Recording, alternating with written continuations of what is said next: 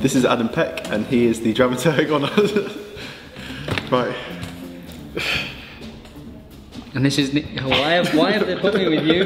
He's the person that makes me laugh the most. This is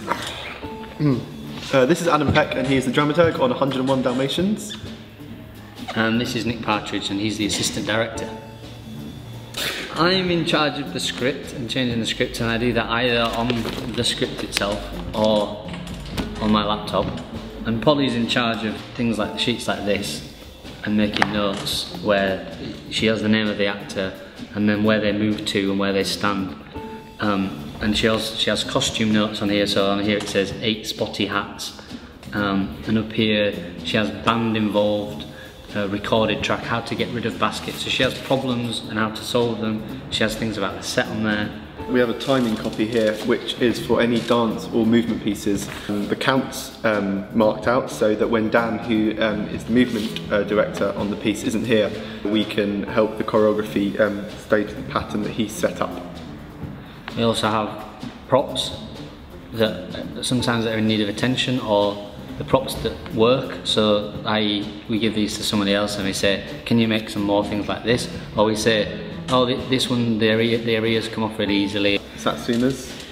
To keep us going. To keep us going. So that's what happens at this table. We're sort of well, not the brains actually, we're the organisation and the people who are kind of getting it into some sort of form other than being up on its feet and in the actor's brains and in Sally the director's brain. This is sort of somewhere that it's all recorded and made sense of. Sometimes what we do when actors are improvising the scenes, we'll record them. So we'll record them either on like a mobile phone to capture the voice, which Adam will then type up, or we try and kind of type live. Sometimes they even write it longhand with a pencil on a piece of paper, but that feels a bit old school now.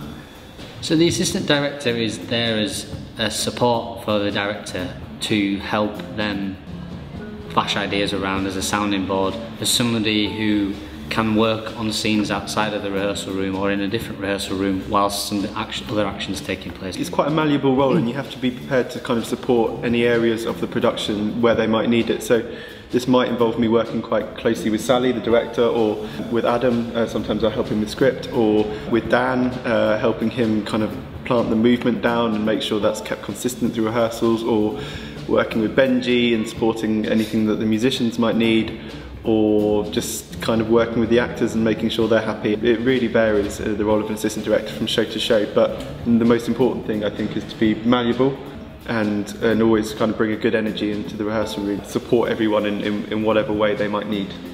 I like Nick because he's a real thinker and he doesn't say too much. And there are lots of voices in this rehearsal room. There's probably about between 10 and 15 people in the room at any one time, and everyone has an opinion, and Nick has an opinion as well, but often Nick will keep it to himself, and he tends to only speak when there's something important he's saying, which I've got a lot of respect for. Thanks, mate.